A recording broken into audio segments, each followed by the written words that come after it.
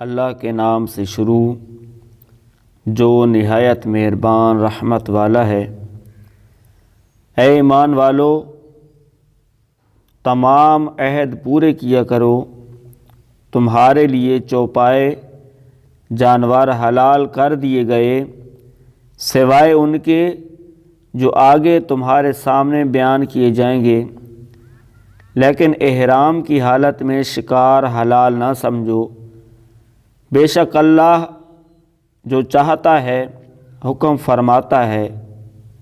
اے ایمان والو، اللہ کی نشانیاں حلال نہ ٹھہرا لو، اور نہ ادب والے مہینے، اور نہ حرم کو بھیجی گئی قربانیاں، اور نہ حرم میں لائے جانے والے وہ جانور جن کے گلے میں علامتی پٹے ہوں، اور نہ ادب والے گھر کا قصد کر کے آنے والوں کے مال و عزت کو، جو اپنے رب کا فضل اور اس کی رضا تلاش کرتے ہیں، اور جب احرام سے بہر جاؤ تو شکار کر سکتے ہو، اور تمہیں کسی قوم کی دشمنی اس وجہ سے زیادتی کرنے پر نہ ابھارے کہ انہوں نے تمہیں مسجد حرام سے روکا تھا، اور نیکی اور پرہیزگاری پر ایک دوسرے کی مدد کرو، اور گناہ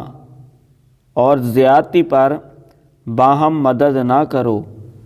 اور اللہ سے ڈرتے رہو۔ بے شک اللہ شدید عذاب دینے والا ہے۔ تم پر حرام کر دیا گیا ہے مردار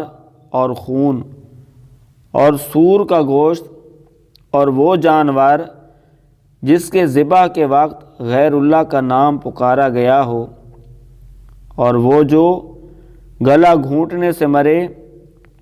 اور وہ جو بغیر دھاری دار چیز کی چوٹ سے مارا جائے، اور جو بلندی سے گر کر مرا ہو، اور جو کسی جانور کے سینگ مارنے سے مرا ہو، اور وہ جسے کسی درندے نے کھا لیا ہو مگر درندوں کا شکار کیا ہوا وہ جانور جنہیں تم نے زندہ پا کر ذبح کر لیا ہو، اور جو کسی بت کے آستانے پر ذبح کیا گیا ہو، اور حرام ہے کہ پھانسنے ڈال کر قسمت معلوم کرو کہ یہ گناہ کا کام ہے۔ آج تمہارے دین کی طرف سے کافر نا امید ہو گئے تو ان سے نہ ڈرو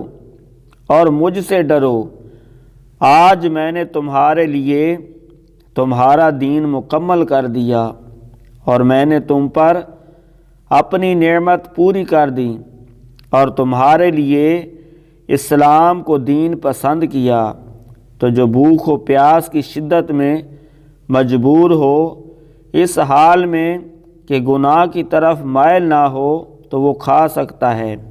تو بے شک اللہ بخشنے والا مہربان ہے۔